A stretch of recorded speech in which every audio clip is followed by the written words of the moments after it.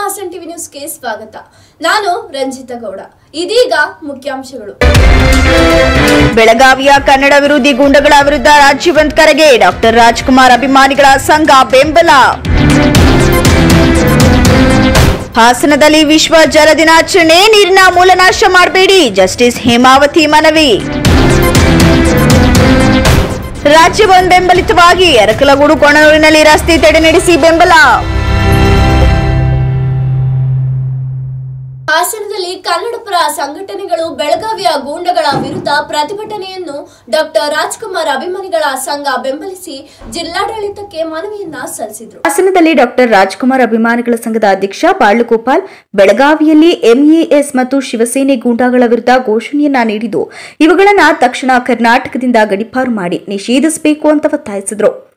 ಜಿಲ್ಲಾ ಕನ್ನಡ ಸಾಹಿತ್ಯ ಪರಿಷತ್ತಿನ ಮಾಜಿ ಗೌರವಾಧ್ಯಕ್ಷ ರವಿ ನಾಕ್ಲಕೂಡು ಎಂಇಎಸ್ ಗೂಂಡಾಗಳಿಂದ ಕನ್ನಡಿಗರ ಮೇಲೆ ಹಲ್ಲೆಗಳನ್ನು ಖಂಡಿಸಿ ಮೊದಲು ಮನುಷ್ಯತ್ವ ಮೆರೆಯಬೇಕು ಅಂತ ಹೇಳಿದರು. ಅಭಿಮಾನಿಗಳ ಸಂಘ ಹಾಗೂ ಕನ್ನಡ ಪರ ಹೋರಾಟಗಾರರ ಸಂಘಗಳ ವತಿಯಿಂದ ಇವತ್ತು ಪ್ರತಿಭಟನೆಯನ್ನ ಬೆಂಬಲಿಸ್ತಾ ಇದ್ದೀವಿ. ಕರ್ನಾಟಕದಲ್ಲಿ ಇವತ್ತು ಏನು ಪ್ರತಿಭಟನೆ ಮಾಡ್ತಾ ಇದೆ ಅದನ್ನು ಬೆಂಬಲಿಸ್ತಾ ಇದೀವಿ. ಕಾರಣ ಇಷ್ಟೇ, ಇದು ಬೆಳಗಾವಿನಲ್ಲಿ ಗೂಂಡಾಗಿರಿ ಪ್ರದರ್ಶನ ಮಾಡ್ತಾ ಇದ್ದಾರೆ ಎಂಎಸ್ಸಿನವರು, ಶಿವಸೇನೆಯವರು. ಅದ್ರ ಪ್ರಯುಕ್ತವಾಗಿ ಇವತ್ತು ಪ್ರತಿಭಟನೆಯನ್ನ ರಾಜ್ಯದ ನಾಯಕರಾದಂತ ಕನ್ನಡ ಚಳುವಳಿಗಾರರ ಹೋರಾಟದಂತ ವಾಟಾಳ್ ನಾಗರಾಜ್ ಅವರು ಹಾಗೂ ಸಾರಾ ಗೋವಿಂದ್ ಅವರು, ಇತರ ಸಂಘಟನೆಯವರೆಲ್ಲ ಕರೆ ಕೊಟ್ಟಿದ್ದಾರೆ. ಕಾರಣ ಇಷ್ಟೇ, ಇವತ್ತು ಬೆಳಗಾವಿನಲ್ಲಿ ಇರತಕ್ಕಂತ ಪುಂಡ ಮರಾಠಿಗರು ಎಲ್ಲರೂ ಅಲ್ಲ, ಪುಂಡ ಮರಾಠಿಗರು ಏನಿದ್ದಾರೆ ಎಂಎಸ್ ಕಾರ್ಯಕರ್ತರು ಅಂತಂದವರು ಯಾವುದೇ ಕನ್ನಡದ ಕಾರ್ಯಕ್ರಮ ಆಗೋ ಸಂದರ್ಭದಲ್ಲಿ ಗಲಾಟೆ ಎಬ್ಸೋದು, ಅಲ್ಲಿರತಕ್ಕಂತ ಅಮಾಯಕ ಕನ್ನಡಿಗರ ಮೇಲೆ ಹಲ್ಲೆ ಮಾಡೋದು, ಕರ್ನಾಟಕ ಕೆಎಸ್ಆರ್ಟಿಸಿ ಬಸ್ಸಿನ ಮೇಲೆ ಕನ್ನಡಿಯೋದು, ಈ ರೀತಿ ದುಂಡಾವರ್ತನೆಗಳನ್ನು ಮಾಡ್ತಾ ಇದ್ದಾರೆ. ಅವರು ನಾವು ಇಡೀ ಕನ್ನಡಿಗರಾಗಿ ಒತ್ತಾಯ ಮಾಡ್ತಾ ಇದ್ದೀವಿ.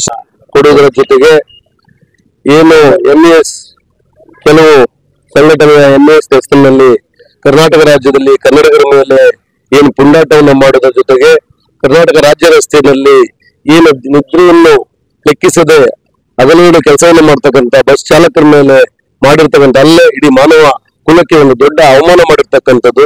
ಯಾರೇ ಆಗಿರ್ಲಿ ಫಸ್ಟ್ ಮನುಷ್ಯತ್ವವನ್ನು ಮೆರಿಬೇಕು, ಆಮೇಲೆ ಜಾತಿ ವ್ಯವಸ್ಥೆ ಸಂಘಟನೆ ಕೆಲಸ ಮಾಡುತ್ತೇವೆ. ಆದರೆ ಇವತ್ತು ಕನ್ನಡಿಗರನ್ನು ಗುರುತು ಮಾಡಿ ಎಂಎಸ್ ನ ಕೆಲವು ಪುಂಡರು ಮಾಡ್ತಾ ಇರತಕ್ಕಂಥ ಈ ದುಷ್ಕೃತ್ಯ ನಿಜವಾಗ್ಲೂ ಖಂಡನೀಯ. ಈ ಒಂದು ಪ್ರತಿಭಟನೆಗೆ ಏನು ವಾಟಾಳ್ ನಾಗರಾಜ್ ಅವರು ಕನ್ನಡದ ಪರವಾಗಿ, ಕನ್ನಡಿಗರ ಪರವಾಗಿ, ಕನ್ನಡದ ನೆಲ ಜಲ ಭಾಷೆಯ ಪರವಾಗಿ ಹೋರಾಟಕ್ಕೆ ಕರೆಯನ್ನು ಕೊಟ್ಟಿದ್ದಾರೆ. ನಿಜವಾಗ್ಲೂ ಕೂಡ ನಾವು ಆ ಹೋರಾಟಕ್ಕೆ ಕನ್ನಡಿಗನಾಗಿ ಕನ್ನಡ ಸಾಹಿತ್ಯ ಪರಿಷತ್ತಿನ ಕಟ್ಟಾಳವಾಗಿ ಎಲ್ಲ ಕನ್ನಡ ಪರ ಸಂಘಟನೆಗಳ ವಿಶ್ವಾಸದೊಂದಿಗೆ ಈ ವಿಚಾರವನ್ನ ನಮ್ಮ ಬಾಳುಗೋಪಾಲ್ ಅವರ ನೇತೃತ್ವದಲ್ಲಿ, ಎಲ್ಲರ ಒಂದು ನೇತೃತ್ವದಲ್ಲಿ ಇವತ್ತು ಅತ್ಯಂತ ಶಾಂತಿಯುತವಾಗಿ ಈ ಒಂದು ಪ್ರತಿಭಟನೆಯನ್ನು ಮಾಡುವುದರ ಮೂಲಕ ಜಿಲ್ಲಾಡಳಿತದ ಮೂಲಕ ಕರ್ನಾಟಕ ಸರ್ಕಾರಕ್ಕೆ ಮನವಿಯನ್ನು ಕೊಡ್ತಾ ಇದ್ದೀವಿ. ಈ ಕೂಡಲೇ ಎಂಇಎಸ್ ಪುಂಡರನ್ನ ಗಡೀಪಾರು ಮಾಡಬೇಕು, ನಿಜವಾದ ಕನ್ನಡಿಗರಿಗೆ ನ್ಯಾಯವನ್ನ ದೊರಕಿಸಿಕೊಡುವಂತಹ ನಿಟ್ಟಿನಲ್ಲಿ ಈ ಕನ್ನಡ ಪರ ಸಂಘಟನೆಗಳ ಪರವಾಗಿ ಕರ್ನಾಟಕ ಸರ್ಕಾರ ಕೆಲಸವನ್ನು ಮಾಡಬೇಕು ಅಂತ ಹೇಳಿ ಮೂಲಕ ಒತ್ತಾಯವನ್ನು ಮಾಡ್ತೀನಿ.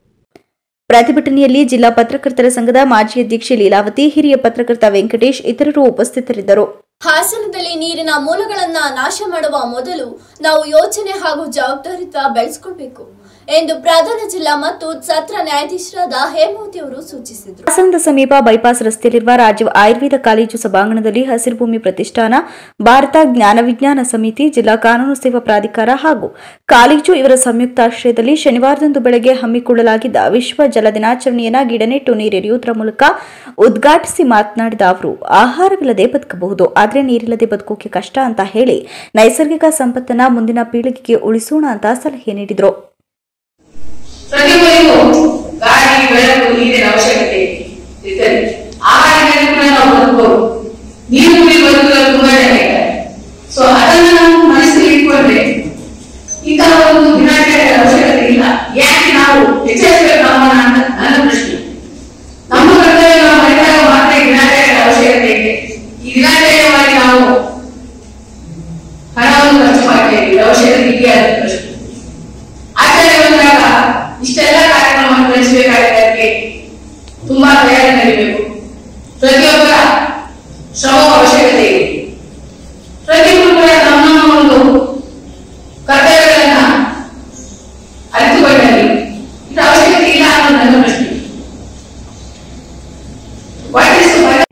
ಕಾರ್ಯಕ್ರಮದಲ್ಲಿ ರಾಜೀವ್ ಆಯುರ್ವೇದ ಕಾಲೇಜು ಪ್ರಾಂಶುಪಾಲ ಮತ್ತು ಆಡಳಿತಾಧಿಕಾರಿ ಡಾಕ್ಟರ್ ನಿತಿನ್, ವಿಜ್ಞಾನ ಬರಹಗಾರ ಕೆಎಸ್ ರವಿಕುಮಾರ್, ಹಸಿರು ಭೂಮಿ ಪ್ರತಿಷ್ಠಾನದ ಸಂಸ್ಥಾಪಕರಾದ ಆರ್ಪಿ ವೆಂಕಟೇಶ್ ಮೂರ್ತಿ ಇತರರು ಉಪಸ್ಥಿತರಿದ್ದರು.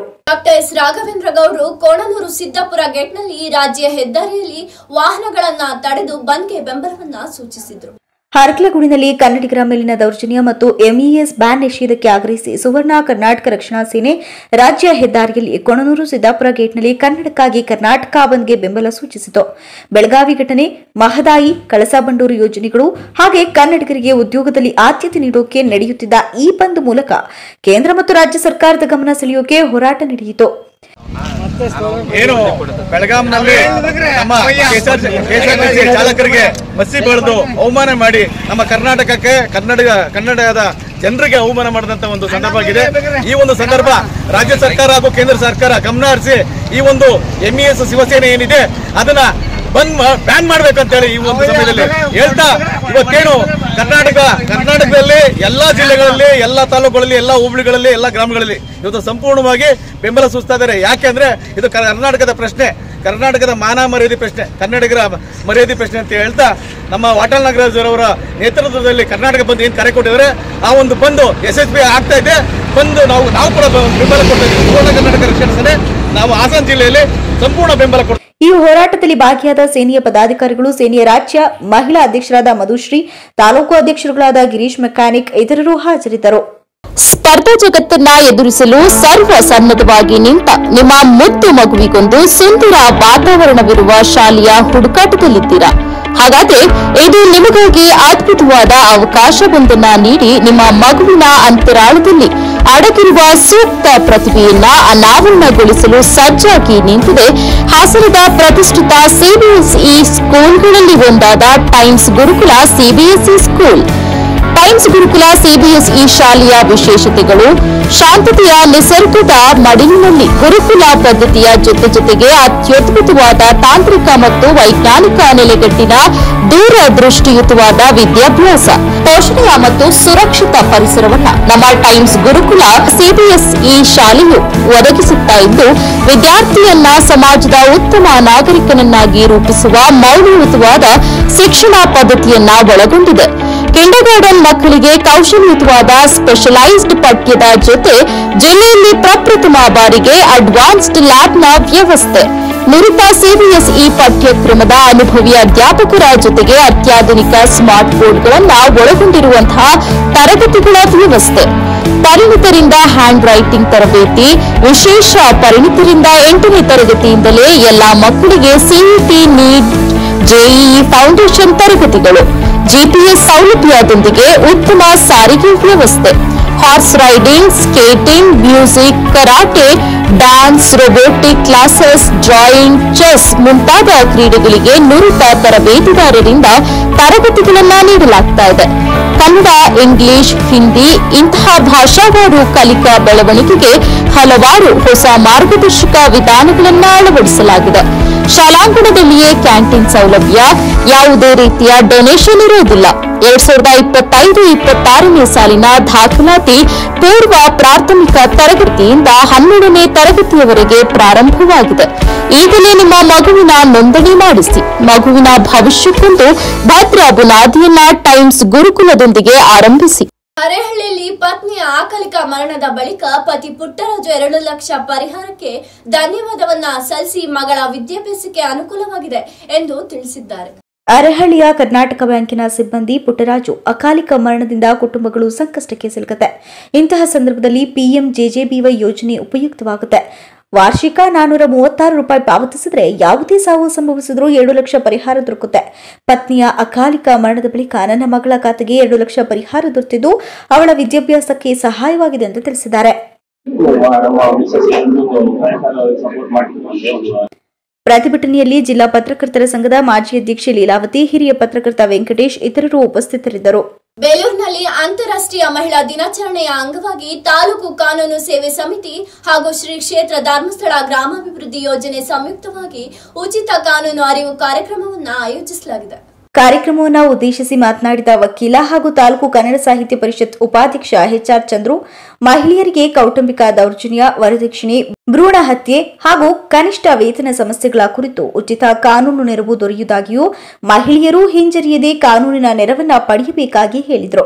ನಂತರ ಮಾತನಾಡಿದ ಶ್ರೀ ಧರ್ಮಸ್ಥಳ ಗ್ರಾಮಾಭಿವೃದ್ಧಿ ಯೋಜನಾ ಜಿಲ್ಲಾ ನಿರ್ದೇಶಕರಾದ ಮಮತಾ ಸ್ತ್ರೀ, ಇಂದು ಸಮಾಜದಲ್ಲಿ ಗಂಡಸರಷ್ಟೇ ಸರಿಸಮಾನವಾಗಿ ದುಡಿದ್ರೂ ಗಂಡಿನಷ್ಟೇ ಪ್ರಾಬಲ್ಯ ಇದ್ದು ಹೆಣ್ಣಿನ ಶೋಷಣೆ ಮಾತ್ರ ನಿಲ್ಲದೇ ಇರುವುದು ವಿಪರ್ಯಾಸ ಅಂತ ಹೇಳಿದರು.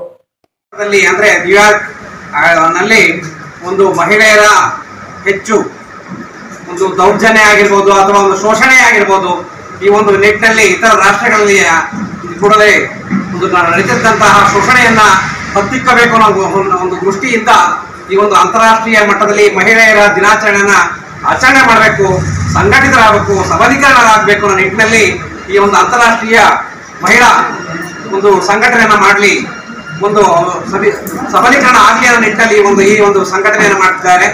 ಈ ಒಂದು ಅಂತಾರಾಷ್ಟ್ರೀಯ ಮಹಿಳಾ ದಿನಾಚರಣೆ ಅಂಗವಾಗಿ ಅದರಲ್ಲೂ ಈ ಕ್ಷೇತ್ರ ಧರ್ಮಸ್ಥಳ ಗ್ರಾಮೀಣ ಅಭಿವೃದ್ಧಿಯಲ್ಲಿ ಮಾಡತಕ್ಕಂತಹ ಯೋಜನೆಗಳ ಅಡಿಯಲ್ಲಿ ಆದ್ರೂ ಅಂತಹ ಸಂದರ್ಭದಲ್ಲಿ ಕೂಡ ಅವರನ್ನ ಕರೆಸಿ ಮಾತಾಡಿ ಅವರಿಗೆ ಏನು ಸಮಾಧಾನ ಹೇಳಿ ಅಥವಾ ಅವರಿಗೆ ವಾರ್ನಿಂಗ್ ಕೊಟ್ಟಾದ್ರೂ ಕೂಡ ಅದನ್ನ ಸರಿ ಮಾಡಿ ಕಳಿಸಿದಂತಹ ಎಷ್ಟೋ ಉದಾಹರಣೆಗಳು ಇದೆ. ಆದ್ರಿಂದ ಇವತ್ತು ಮತ್ತೆ ಹೇಳಿದ್ರು ಸರ್, ಈ ಬಾಲ್ಯ ವಿವಾಹ, ನಾನು ಆಕಾಶವಾಣಿಯನ್ನು ಕೂಡ ಕೇಳ್ತೇನೆ, ಅದರಲ್ಲಿ ಕೂಡ ಬರ್ತಾ ಇರ್ತದೆ ಬಾಲ್ಯ ವಿವಾಹ ಎಷ್ಟು ಅದನ್ನ ಮಾಡಿದ್ರೆ ಆಯ್ತೆ, ಅಪ್ಪ ಅಮ್ಮ ಆನಂತರ ಆ ಬಾಲ್ಯ ವಿವಾಹಕ್ಕೆ ನೀವು ಹೋದ್ರೆ ನೀವು ಕೂಡ ಅಪರಾಧಿಗಳೇ.